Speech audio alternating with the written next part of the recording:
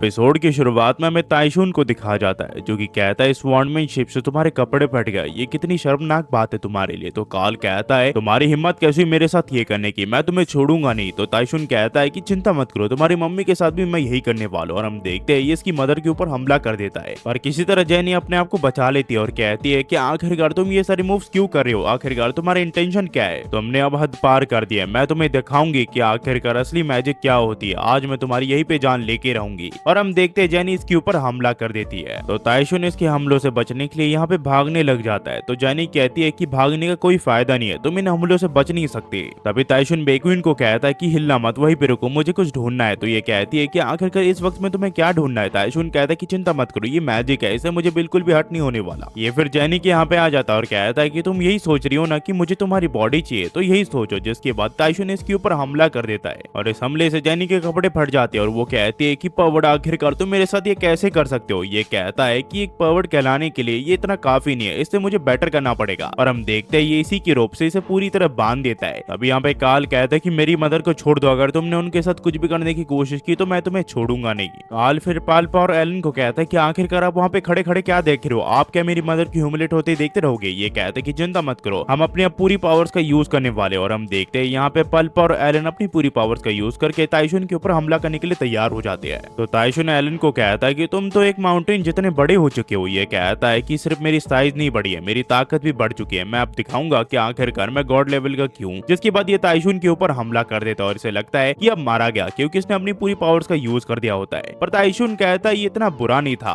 वैसे तो ये सरप्राइजिंग अटैक था, पर आखिरकार तुम इन जैसी ताकतों के साथ अपने आप को गॉड कैसे कह सकती हो। तो एलन कहता है कि आखिरकार ये कैसे हो सकता है, मैं अनडिफीटेड नाइट हूँ, आखिरकार मैं तुम जैसे गवार के साथ कैसे हार सकता हूँ। तो यहाँ पे ताइशुन कहता है कि अभी अभी तुमने क्या कहा। ये कहता है कि मैंने तुम्हें गवार कहा। तो ताइशुन अपनी तलवार का यूज करके इसकी गर्दन काट देता और कहता है अपनी नेक्स्ट लाइफ में कुछ भी बोलने से पहले 10 बार सोच लेना।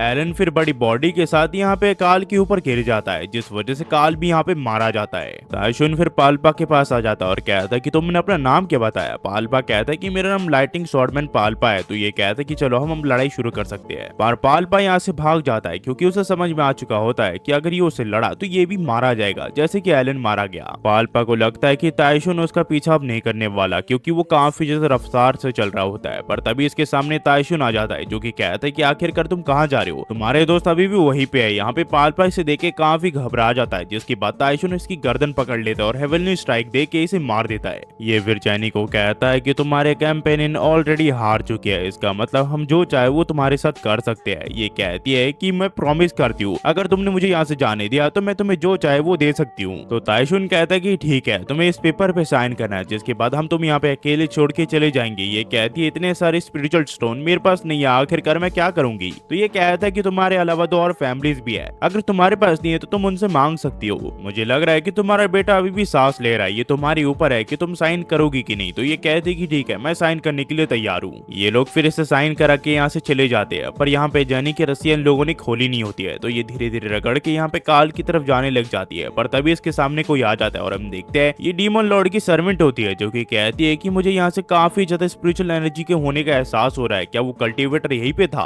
पर जेनी कहती है इसके बारे में मुझे कुछ भी नहीं पता, मेरा बेटा मर रहा है, क्या तुम मेरा हाथ खोल सकती हो ताकि मैं उसे देख सकूं। ये कहती है कि ये हालत तुम्हारी उस कल्टीवेटर ने ही की होगी, क्या तुम मुझे बता सकती हो कि आखिरकार वो किस डायरेक्शन में गया है। ये कहती है कि वो कल्टीवेटर जिसके बारे में तुम बात कर रही हो उसके बारे में मुझे ज्यादा कुछ नहीं पता, पर वो काफी ज्यादा ताकतवर है, आखिरकार तुम उसे चाहिए क्या। ये कहती है कि मुझे उसकी जान चाहिए। ये कहती है कि हाँ वो इस साइड में गया है, अगर तुम अभी निकलोगी तो तुम उसे जल्दी पकड़ लोगी। तो ये कहती है कि ठीक है, जिसके बाद ये इसे यहीं पे छोड़ देती है। पर यहाँ पे ये कहती है कि मुझे तो खोलो, पर यहाँ पे ये डेविल इसकी बात नहीं सुनती और इसके ऊपर एक बड़ा सा पत्थर दे देती है, जिसकी वजह से इन सभी की जान चली जाती है। वहीं पे हमें ताइशुन के यहाँ दिखाया जाता है जहाँ पे काफी देर चलने के बाद बेक्विन काफी थक चुकी होती है। तो ताइशुन कहता है कि आज हम यहीं पे आराम करेंगे, जिसके बाद ये मिलेनियम मिरर को निकाल लेता है और कहता है कि आज रात हम इसी के अंदर अपनी रात बिताने वाले हैं। ताइशुन फिर स्पिरिचुअल स्टोन्स के साथ अपनी कल्टीवेशन को शुरू कर देता है, पर वहीं पे बेक्विन के मन में काफी अजीब ख्यालात आ रहे होते हैं। तो इस चीज को कम करने के लिए वो इस जगह से बाहर जाने का फैसला करती है और जैसे ये बाहर निकलती है इसके ऊपर एक बड़ा सा पत्थर कोई फेंक देता है, पर ये उसे डॉज कर लेती है और कहती है कि आखिरकार कौन है जिसने मेरे ऊपर हमला करने की कोशिश की, क्या तुम भी फेरो सिटी के वहां से हो। तभी इसके ऊपर कुछ गोलेम्स हमला कर देते हैं, पर ये इनके भी हमलों को डॉज कर देती है, जिसके बाद ये कहती है कि अपना असली रूप देखो, आखिरकार तुम छुप छुप के वार क्यों कर रही हो। और तभी वो डीमन इसके पीछे आ जाती है जो कि कहती कहती कि तुम्हें पता भी है तुम्हें ढूंढने में मुझे कितना ज्यादा वक्त लगा, तुम्हें ढूंढने के लिए मैंने कितना ज्यादा इंतजार किया, पर फाइनली मैंने तुम्हें ढूंढ ही निकाला। क्या तुम वही कल्टीवेटर हो जो कि घोस्ट वैली के वहाँ पे थी, जिसने मेरे सर्वेंट को मारा था?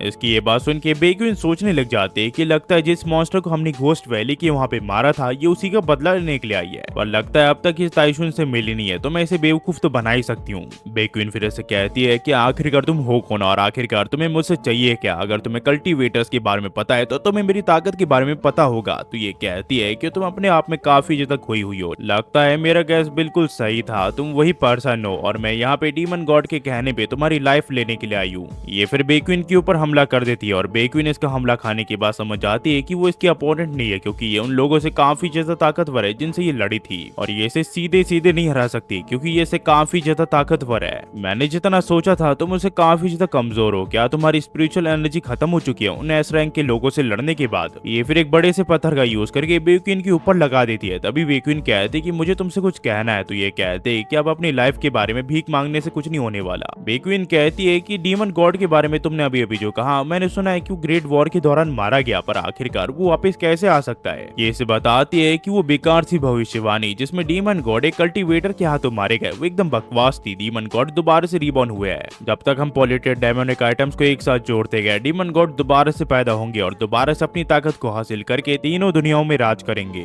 बेक्विन फिर इसका शुक्रिया करती है ये सब बताने के लिए इसी, और ये कहती है कि कम से कम मुझे ये तो पता चला कि आखिरकार जोंग ताइशुन का दुश्मन कौन है। तो ये कहती कि तुम्हारा मतलब क्या है और आखिरकार ये ताइशुन कौन है? बेक्विन इससे कहती कि मुझे पता है कि मैं तुम्हारी ओपोनेंट नहीं हूँ, पर मैं तुमसे हारने भी नहीं वाली क्योंकि औरतों से लड़ने में मैं काफी ज्यादा एक्सपीरियंस्ड हूँ। ये फिर इसे एक इल्यूजन में डाल देती है जहाँ पे डीमन गॉड इसे प्रपोज कर रहा होता है और इतना अच्छा मौका दे के बेक्विन यहाँ से जाने लग जाती है, पर तभी यहाँ पे वो मॉन्स्टर इसके ऊपर हमला कर देती है। ये कहती है कि आखिरकार तुमने मेरे इस चार्म को कैसे ब्रेक किया? तो ये डीमन इसे कहती है कि तुम्हें क्या लगा तुम्हारी इस छोटी सी ट्रिक से तुम मुझे हरा सकती हो? मैं डीमन गॉड को काफी ज्यादा एडमायर करती हूँ और ये चीज दिखा के तुमने डीमन गॉड की बेइज्जती किया, मैं तुम्हें आज नहीं छोड़ने वाली। और ये इसके ऊपर हमला कर देती है। बेक्विन को लगता है कि उसका अंत आ गया। तब यहाँ पे ताइशुन आ जाता है जो कि कहता है कि मैंने तुम्हें कितनी बार कहा है बाहर अकेले घूमना काफी खतरनाक हो सकता है। पर ताइशुन को ऐसे देख के काफी ज्यादा शौक हो चुकी होती है क्योंकि ताइशुन की शक्ल डीमन गॉड से सिमिलर होती है। ये यहाँ पे सोच रही होती है कि लगता है इल्यूजन का असर मेरे ऊपर से अब तक गया नहीं है, जिसकी बात ये कहती है तभी मैं सोचूं कि आखिरकार एक औरत दूसरी औरत के साथ इतनी बुरी तरह टॉर्चर कैसे कर सकती है। तो तुम थे जिसने उस औरत को टॉर्चर किया, तुम वही कल्टीवेटर हो जिसे मुझे मारने के लिए यहाँ पे भेजा गया है और आज मैं तुम्हें यहीं पे मार दूंगी।